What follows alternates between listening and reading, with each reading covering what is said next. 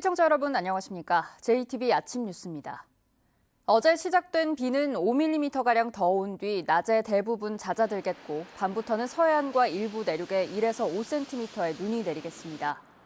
오늘 아침 기온 전주 5도, 익산 3.8도, 무주는 1.5도로 어제보다 3에서 5도가량 높습니다. 낮 기온은 익산 12도, 전주 10도, 진안 8도가 예상됩니다. 오늘까지는 평년보다 높은 기온 분포를 보이겠지만 비가 그친 뒤에는 다시 급격하게 추워지겠습니다. 올해 마지막 날인 내일은 한낮에도 대부분 0도 선에 머물며 세밑 한파가 기승을 부릴 전망입니다. 다만 하늘은 맑을 것으로 보여 올해 마지막 해넘이와 새해 해돋이는 비교적 선명하게 감상할 수 있겠습니다. 전주시와 완주군이 정부의 수소 시범 도시로 선정됐습니다.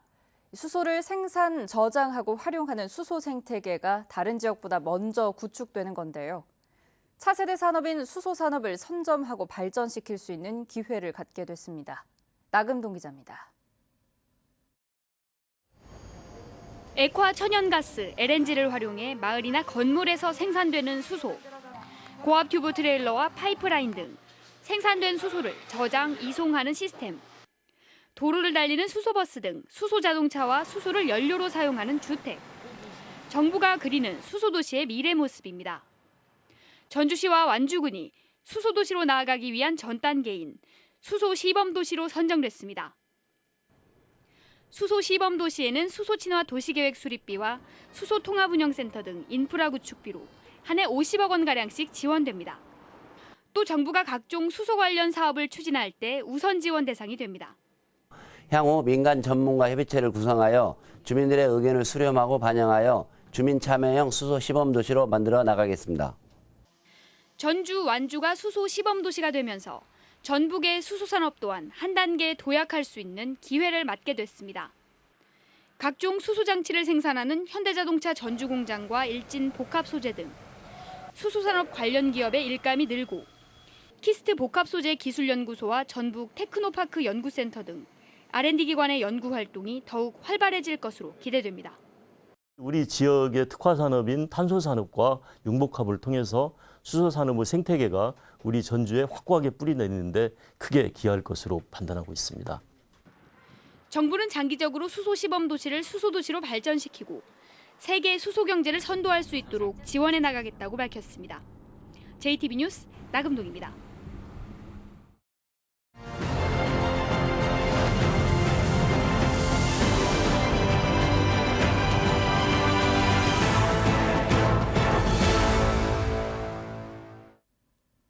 (2019년) 각 분야를 되돌아보는 순서입니다. 올해는 유난히 자치단체들의 예산 낭비 사례가 큰 문제가 됐는데요. 특히 자치단체들로 구성된 행정협의회는 감사를 피해 국외연수를 추진했다가 호된 비판을 받기도 했습니다. 보도에 정윤성 기자입니다. 420m 향로산 정상에 33m의 태권브이 조형물을 설치하는 태권브이랜드 조성 사업. 72억 원이나 들어가는 이 사업에 대해서 환경 문제를 비롯해 타당 수정 논란이 불거졌습니다. 사업 백지화를 요구하는 여론이 인터넷을 뜨겁게 달구며 전국적인 이슈로 떠올랐습니다. 결국 무주군은 재검토를 결정하고 자문단을 꾸려 사업 변경을 추진하고 있습니다. 대외적인 여론 수렴과 사업 효과에 대한 검증 과정을 좀 더 면밀하게 하지 못한 결과로 오늘 이런 것이 아닌가 아쉬움이 남습니다. 섬진강 주변 자치단체로 구성된 섬진강 환경행정협의회는 이른바 황제연수를 추진했다가 호된 비판을 받았습니다. 1인당 530만 원, 1인 1실, 5차례 이상의 특식 메뉴, 현지 관광, 더구나 결과 보고서까지 연수 대행사에게 떠맡기는 조건이었습니다. 100페이지 이상 결과 보고서까지 쓰라고 요구하시나요? 좀 변명 같지만은 제가 좀 깊이 못 챙긴, 이렇게 확인 못한 부분도 있고. 전북 동북권협의회 국외연수도 문제가 됐습니다. 9천여만 원이 들어가는 국외연수의 공고도 내지 않은 채 대행사를 수의계약으로 결정한 것입니다. 비판을 받자 동북권협의회는 앞으로는 공개 경쟁을 실시하겠다는 입장을 내놓았습니다. 섬진강 환경행정협의회도 올해 국외연수를 취소했고 국외연수와 지자체 부담금과 관련된 제도 개선을 추진하고 있습니다. 그 부담금을 예산에 편성해서 집행할 수 있도록 정기총회 안건으로 이렇게 상정할 계획입니다. 사각지대에 놓여 있는 지자체 행정협의회에 대한 감시망을 강화하고 태권브이 같은 조형물의 타당성을 보다 면밀하게 따질 수 있는 검증 체계를 보완하는 것이 과제로 남았습니다. JTB 뉴스 정윤성입니다. 김제시가 오는 2022년까지 109면의 특장차 집적화 전문단지를 추가로 조성합니다. 완주에는 초코파이 공장이 문을 열었습니다. 정원희 기자입니다. 전국 최초의 특장차 전문 단지인 109 농공단지는 최근 분양이 모두 마무리됐습니다. 김제시는 인근에 있는 109면 부용리와 반올리 일대 32만 6천 제곱미터 부지에 특장차 전문 단지를 추가로 조성할 계획입니다. 이곳에는 109 농공단지처럼 구급차와 소방차, 크레인 등 특장차 관련 업체들이 입주하게 됩니다. 109 제1특장차 전문단지의 성공적인 조성과 특장차 업체의 수요 증가에 따라 총 사업비 452억 원을 들여 약 30만 평방미터에 대하여 2022년 준공을 목표로 추진하고 있습니다. 완주군이 삼례읍 완주 지역 자활센터 부지에서 주민 등 100여 명이 참석한 가운데 초코파이 공장 준공식을 가졌습니다. 초코파이 공장은 건축 면적 330제곱미터의 1층 규모로 폐습 인증 기준에 적합한 설비를 갖췄고 완주 지역 자활센터가 위탁 운영할 예정입니다. 남원시가 국토교통부가 주관하는 마을 정비형 공공주택 공공사업에 선정되면서 공공임대주택 100가구를 짓습니다. 남원시는 LH와 함께 오는 2021년부터 운봉읍 동천리에 공공임대주택을 짓고 주변 지역도 정비할 계획입니다. 마을 정비형 공공주택 사업을 차질 없이 추진하여 낙후된 지역 활성화는 물론 주민의 삶의 질 향상에 노력하겠습니다. 순창에 거주하는 다문화 가족을 위한 다문화 커뮤니티 센터 다가온이 문을 열었습니다. 순창군 행복누리센터 3층에 마련된 다가온은 요리 공간과 수유실 등을 갖췄습니다. JTB 뉴스 정원익입니다. 내년 총선에서 도내 10개 선거구 가운데 전주 의뢰 경쟁이 가장 치열할 것으로 예상됩니다.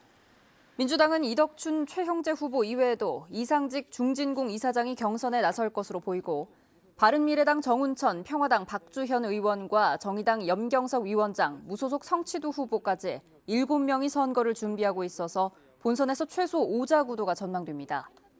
또 익산 을 선거구에서는 민주당은 김성중, 한병도, 평화당 조배숙, 정의당 권태홍, 무소속 배수연 후보가 나설 전망이어서 두 번째로 높은 경쟁을 벌일 것으로 보입니다. 전라도의회 지역구 여성의원 비율이 전국 17개 시도 가운데 최하위권인 것으로 드러났습니다. 국회 입법조사처에 따르면 전북도의회는 지역구 35곳 가운데 여성의원은 국주영은 김희재 의원 2명으로 5.7%에 그쳐 경북도의회 5.5%에 이어 두 번째로 낮았습니다. 광주시의회는 지역구 여성의원이 30%나 돼 전북도의회의 5배가 훌쩍 넘었으며 울산시의회는 26.3%, 경기도의회는 18.6%로 뒤를 이었습니다. 활용 방안을 찾지 못해 방치되고 있는 군산 시민회관이 도시재생 인정사업에 선정돼 문화공간으로 거듭납니다. 군산시는 90억 원을 투입해 낡은 시설에 대한 보수공사를 거쳐 2022년부터 현대예술의 거점 문화공간으로 활용하기로 했습니다. 군산시민회관은 2013년 군산예술의 전당 개관에 따라 운영이 중단된 뒤 여러 차례 매각이 추진됐지만 무산되면서 애물단지로 전락했습니다. 연간 서너 건에 그쳤던 새만금 지역에 대한 기업의 투자가 크게 늘고 있습니다. 새만금개발청은 올해 새만금 지역에 투자를 약속한 기업이 모두 21곳, 투자 금액은 4,874억 원으로 집계됐다고 밝혔습니다. 이는 지난해 맺은 투자 협약 8건보다 3배 가까이 늘어난 규모입니다. 새만금개발청은 장기 임대용지 확대와 국내 기업에 대한 임대료 인하, 기반시설 조기 구축 등 투자 여건이 개선된 데에 따른 것으로 분석했습니다.